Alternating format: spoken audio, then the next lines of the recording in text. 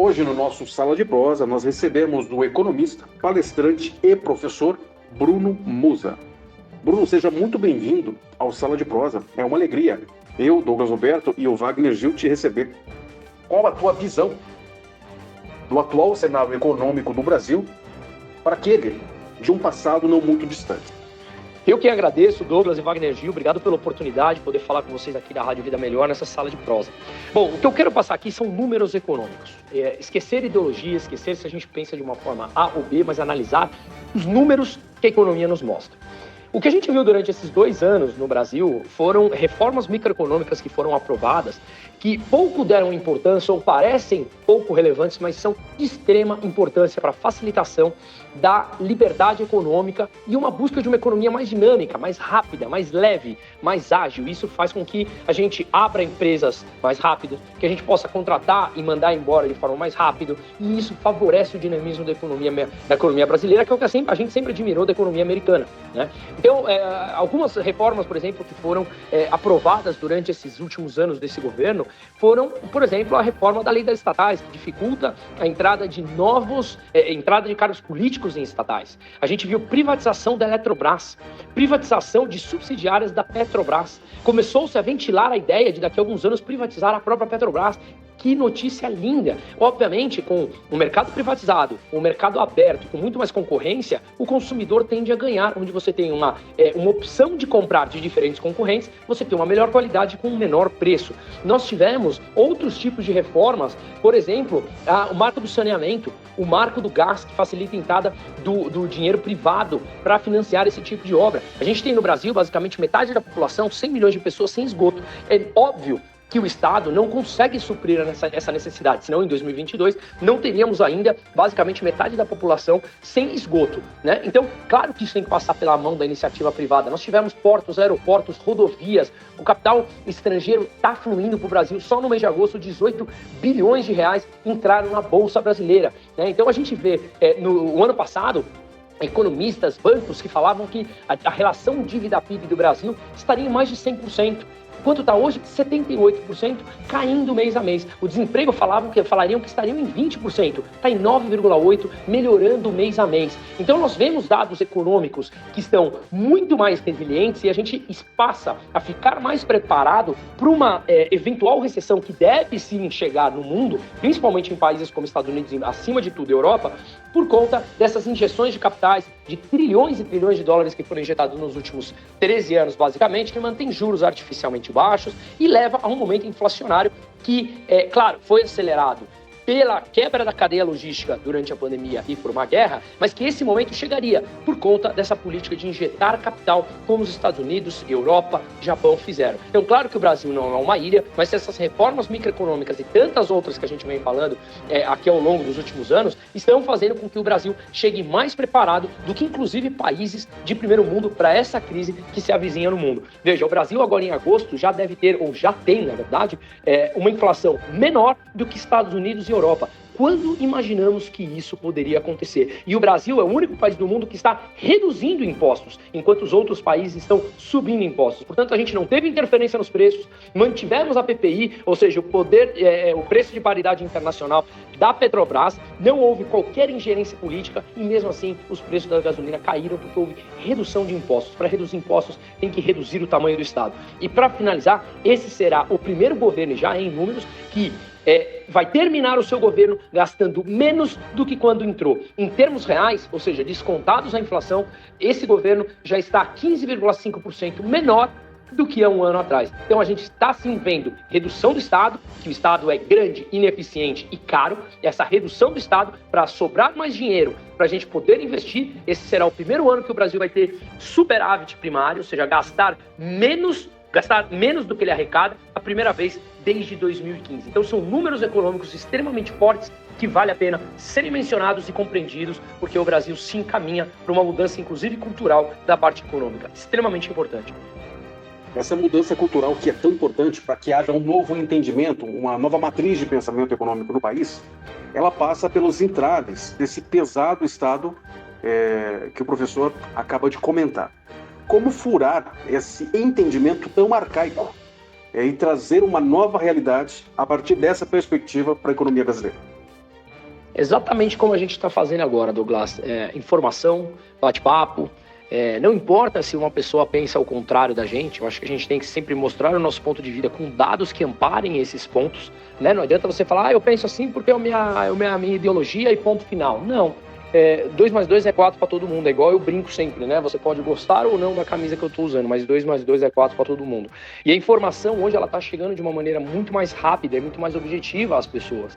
Com isso a gente consegue um maior poder de discernimento, a gente consegue fazer com que as pessoas pensem mais, a gente consegue fazer com que as informações saiam de uma bolha e a gente reflita, né? Reflitamos, discutamos, a gente entra num debate e esse debate passa a ser muito mais rico com qualidade, né? De números, de dados, as pessoas começam a entender muito mais. Eu, por exemplo, eu dou aula de micro e macroeconomia numa faculdade de empreendedorismo aqui em São Paulo e numa pós-graduação fora do Brasil, né? E outra pós-graduação aqui também, que é muito mais voltada para a escola austríaca de economia, que a gente fala sobre empreender, a importância do empreendedor, a gente fala da importância de você ter um Estado leve que te permita empreender a um custo baixo, impostos mínimos, enfim, e cada vez mais você vê, a cada ano que passa, um número maior de alunos procurando as interações nas redes sociais. Isso é um novo tipo de informação que há 20 anos atrás era considerado um palavrão. Claro, a gente estava recém-saído de um governo militar, que tiveram também, obviamente, seus pontos positivos, negativos, aqui não é isso, mas a gente estava muito recente nessa mudança,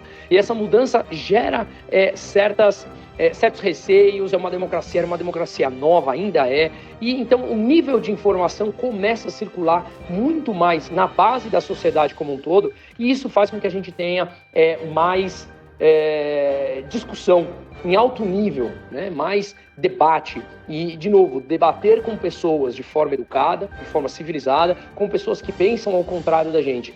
Sem dúvida nenhuma, você sempre aprende debatendo com alguém que pensa ao contrário de você, e ele, do outro lado, também sempre aprende. É uma troca de informação muito rica, e quem ganha é a sociedade, tendo muito mais acesso à informação e aprendendo a refletir ao longo do tempo. Tens razão, professor. Um dia que passamos e nada aprendemos, logo é um dia que não valeu a pena. Então, hoje é melhor que ontem e amanhã melhor que hoje. Pensando na escola austríaca, na sua visão, qual é o pensamento econômico que é diametralmente diferente do pensamento liberal austríaco? E quais são esses valores que, a partir do momento que a sociedade criar a cultura do pensamento liberal, quais serão, a médio prazo, os grandes avanços que nós podemos vislumbrar? Bom, vamos lá. A escola que é diametralmente oposta, eu diria que é a escola marxista, né? As teses marxistas de economia.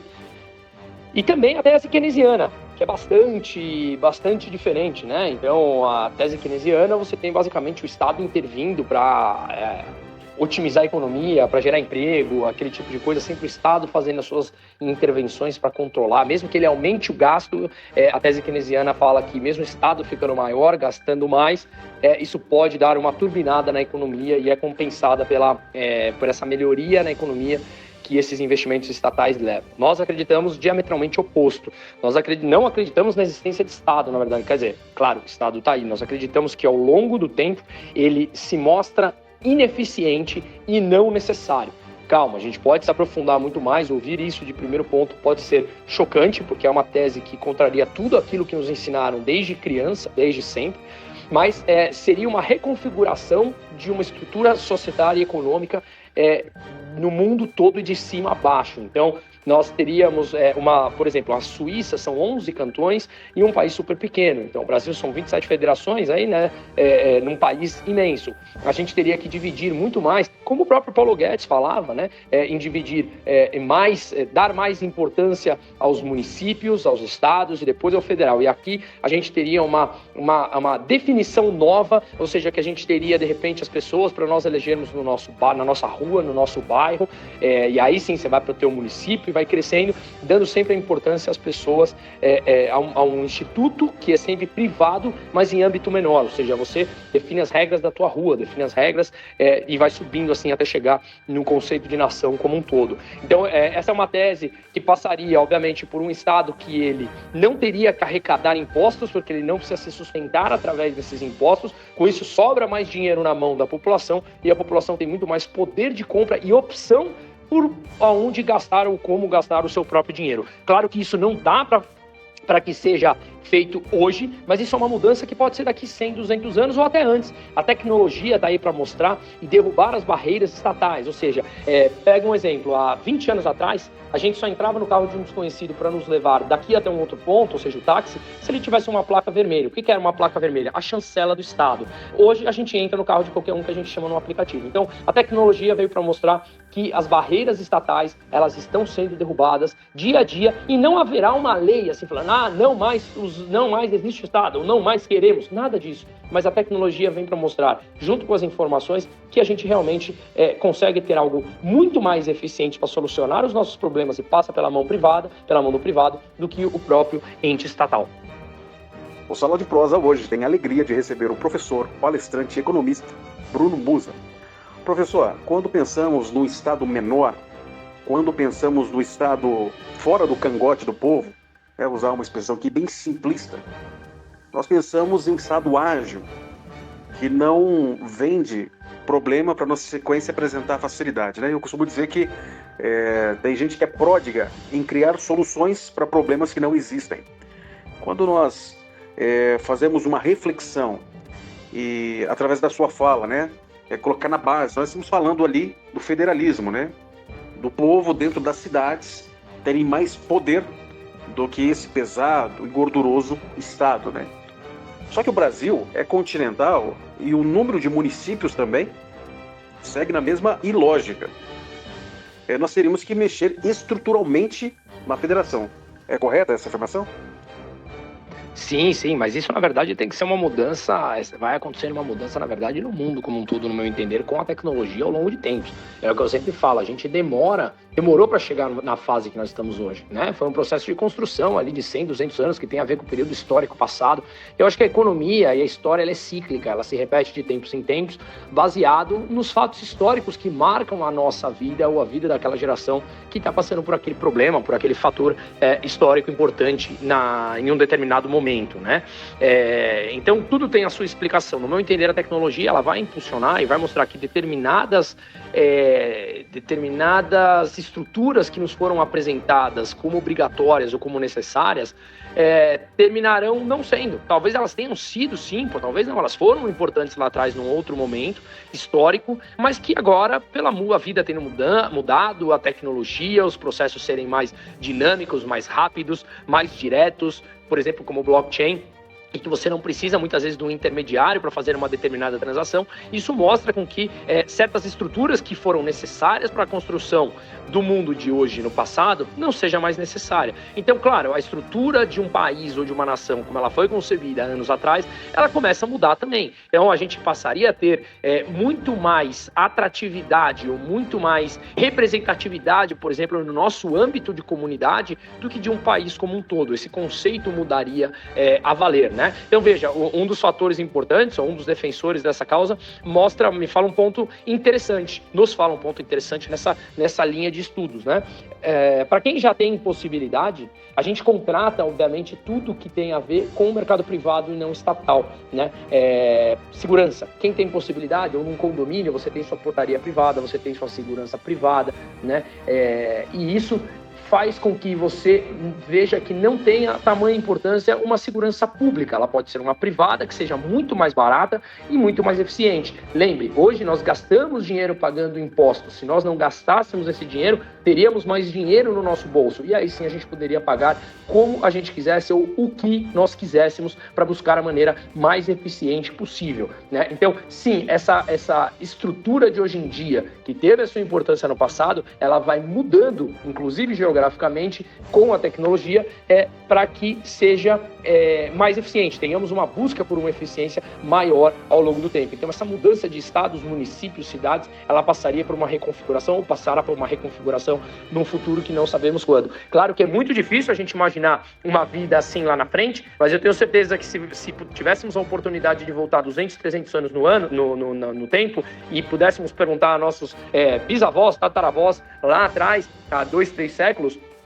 se nós muito mais que bisavô e tataravô, mas 2, 3 séculos, se eles imaginavam que a vida estaria assim hoje. E eu vejo, claro, guardadas as devidas proporções, que a gente não consegue imaginar como vai ser daqui 200, 300 anos, e a tecnologia ela vem mudando drasticamente. Basta ver um processo de compra, um processo de sair para comer, como era 10 anos atrás e como é hoje. Em 10 anos, houve uma reconfiguração por completo da economia. Então, seguindo aqui a tua resposta, nós precisamos de um F5 full time, o tempo todo a atualização, correto? Professor, eu preciso, para fechar aqui a nossa conversa, fazer uma projeção em termos de eleições. Qual a tua visão para o próximo Brasil? Pela sua fala, acredito que com o Paulo Guedes o senhor tem mais convergências do que divergências. E quais são os riscos que a nação brasileira corre se não adotar esse projeto liberal na economia?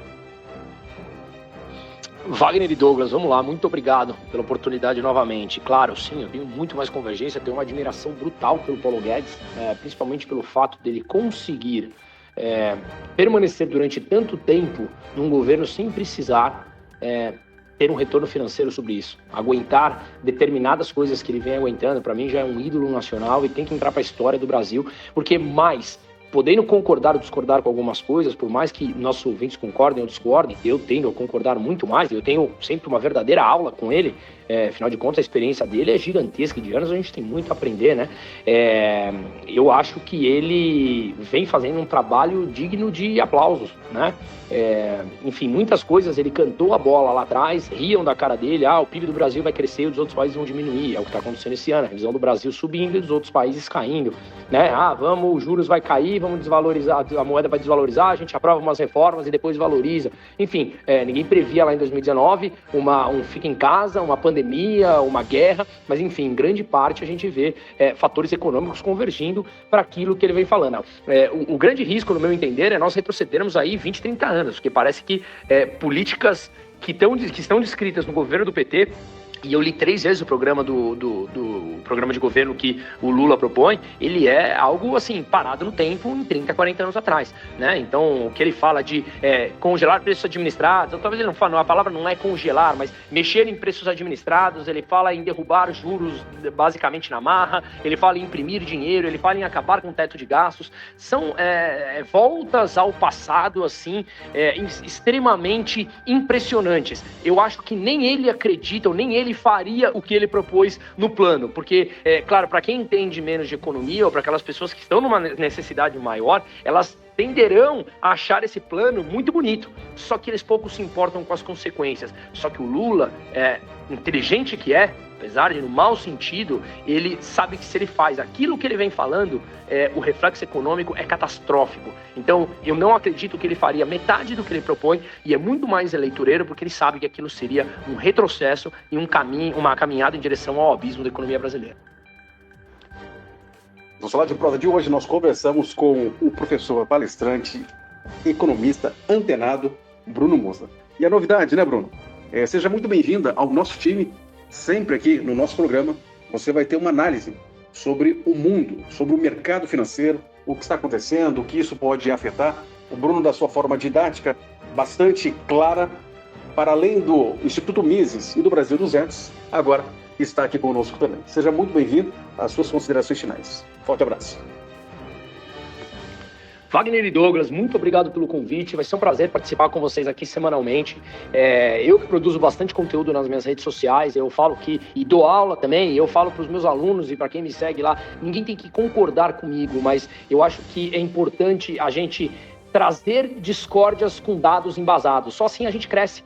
Você me mostrar alguns pontos, eu mostro outros, a gente coloca em questionamento as nossas crenças e aí a gente fala, opa, talvez aqui eu possa evoluir, eu possa aprender, e só assim a gente caminha para uma sociedade com uma discussão muito mais profunda econômica, que vai fazer com que as pessoas sejam muito mais donas de suas próprias vidas e que seja muito menos manipulável e caia em discursos populistas ou em argumentos muito fracos que nitidamente são eleitoreiros. Então, a gente consegue aprofundar nesse debate, evoluir, crescer crescer intelectualmente e levar para um país para uma outra condição econômica. Eu acho que só assim a gente vai aprendendo e a gente vem evoluindo muito nos últimos anos. Então eu faço questão de responder todo mundo nas minhas redes sociais, fiquem 100% à vontade, compartilhem, comentem, eu vou responder sem dúvida nenhuma, tá? Então vai ser um prazer poder compartilhar o meu conteúdo aqui com os seus ouvintes e poder ouvir pontos que concordem, pontos que discordem e que agreguem, mas de novo, o importante é que todos nós cresçamos juntos intelectualmente por um Brasil mais independente e por uma busca da liberdade. Eu acho que um dos grandes valores da minha vida é buscar a liberdade individual e a liberdade econômica. Então, quem quiser, por favor, me siga nas minhas redes. Eu tenho o meu canal no YouTube, que é Minuto do Musa, onde eu faço vídeos semanais mais aprofundados de algumas situações econômicas que estão em pauta naquela semana, e onde é muito mais ativa no Instagram, que é Bruno_Musa, fazendo boletins diários no mundo sobre as bolsas, sobre os mercados, sobre pontos importantes que estão afetando as diferentes e principais economias do mundo. Além de perguntas, respostas, mentorias que eu faço, que eu vou postando tudo lá no canal Bruno_Musa no Instagram. E, de novo, faço questão de responder a todos e vai ser um prazer. Muito obrigado pela oportunidade. Estamos aqui agora juntos semanalmente. Um forte abraço a todos.